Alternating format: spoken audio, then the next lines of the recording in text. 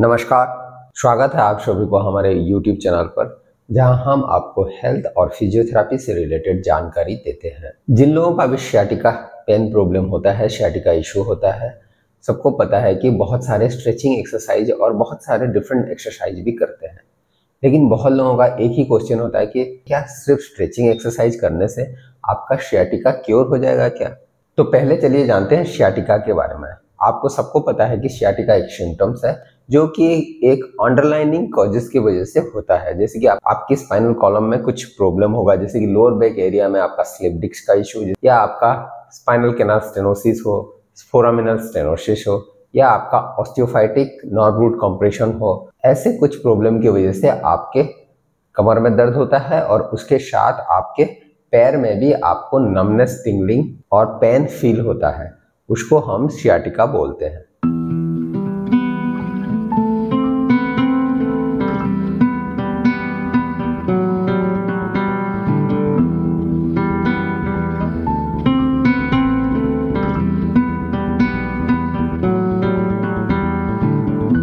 Next चलिए जानते हैं स्ट्रेचिंग कैसे काम करता है।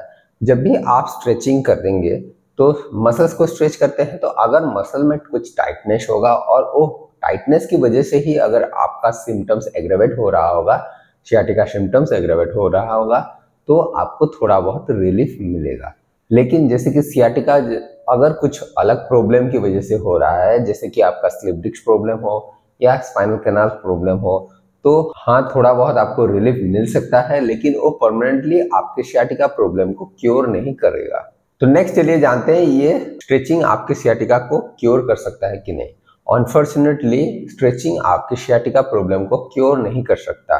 देखिए, एक्चुअली आपका जो sciatica प्रॉब्लम होता है वो कुछ अलग अंडरलाइनिंग कॉजेस की वजह से होता है। जैसे कि आप जानते हैं डिस्क बल्ज हो, या आपको फोरामिनल स्टेनोसिस हो, स्पाइनल कैनाल स्टेनोसिस हो, या आपका कुछ ऑस्टियोफाइटिक आउटग्रोथ हो जो कि आपके नर्व रूट को इरिटेट कर रहा होगा।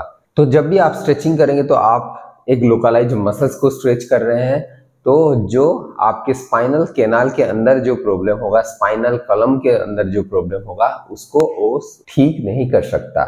क्योंकि अगर आपका स्लिप डिस्क की वजह से sciatica पेन प्रॉब्लम हो रहा है, तो आप स्ट्रेचिंग करेंगे तो जो सिवियरिटी ऑफ कंप्रेशन हो, जो लेवल ऑफ कंप्रेशन हो, वो कभी चेंज नहीं होगा।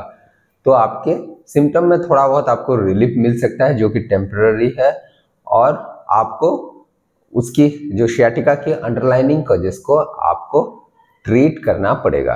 नेक्स्ट चलिए जानते हैं कब आपको स्ट्रेचिंग हेल्पफुल होता है।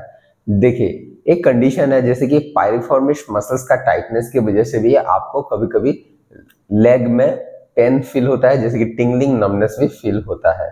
तो उसी कंडीशन में अगर आप पायरिफॉर्मिस मसल्स को, ग्लूटियस मीडियस मसल्स को स्ट्रेच करेंगे तो आपको रिलीफ मिलता है।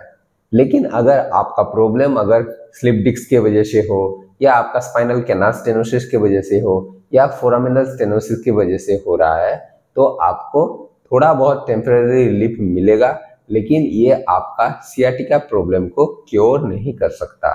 लेकिन एक रिस्क रहता है, अगर आप प्रॉपरली एडवाइस ना लेके स्ट्रेचिंग करेंगे तो कभी कभी किस कंडीशन में आपके सिम्टम्स को वो एग्रेवेट भी कर सकता है स्ट्रेचिंग एक्सरसाइज।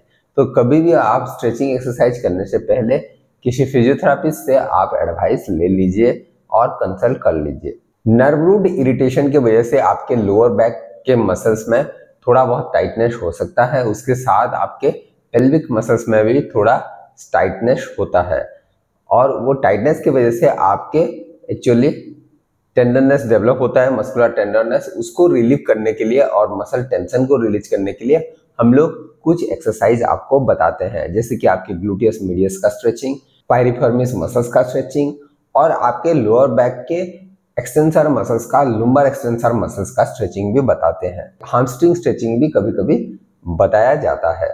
तो वो स्ट्रेचिंग थोड़ा बहुत सेफ रहता है, लेकिन आपको फिजियोथेरापिस्ट से कंसल्ट करके ये स्ट्रेचिंग सब करना चाहिए।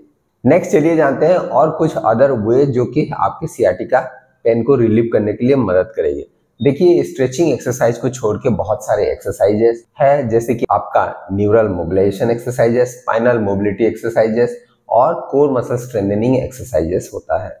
तो बहुत सारे डिफरेंट टाइप ऑफ एक्सरसाइज भी आपको करना पड़ता है स्ट्रेचिंग एक्सरसाइज के साथ। तो आपको एक प्रॉपर प्रोटोकॉल को फॉलो करना पड़ेगा अगर आपका sciatica पेन इशू है।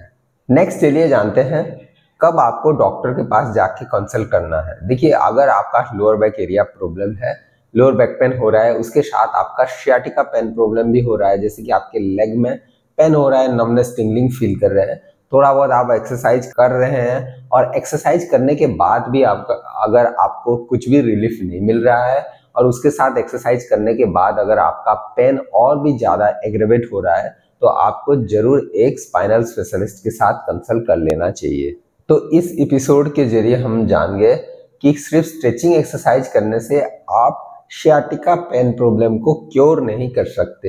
हाँ, आपको थोड़ा बहुत टेम्पररी रिलीफ मिलेगा, जो कि एक पार्ट ऑफ एक्सरसाइज प्रोटोकॉल भी होता है। तो आपको स्ट्रेचिंग एक्सरसाइज जब करेंगे थोड़ा मस्कुलर टेंशन रिड्यूस होता है और मसल के ऊपर जो टेंडरनेस होता है वो थोड़ा रिड्यूस होता है, तो आपको थोड़ा बहुत पेन से रिलीफ मिलता है। लेकिन उसके साथ आपको और डिफरेंट टाइप ऑफ एक्सरसाइजेस होता है जो प्रोटोकॉल के अंदर आपको फॉलो करना पड़ता है। आपको एक प्रॉपर कस्टमाइज एक्सरसाइज प्रोटोकॉल को फॉलो करना है आपके sciatica पेन प्रॉब्लम को ठीक करने के लिए। अगर आपको ये वीडियो अच्छा लगा तो लाइक करें और हमारे चैनल को सब्सक्राइब करना ना भूलें और ये वीडियो को आप अपने फ्रेंड्स के साथ भी शेयर कर सकते हैं। तो stay healthy and pain free. नमस्कार।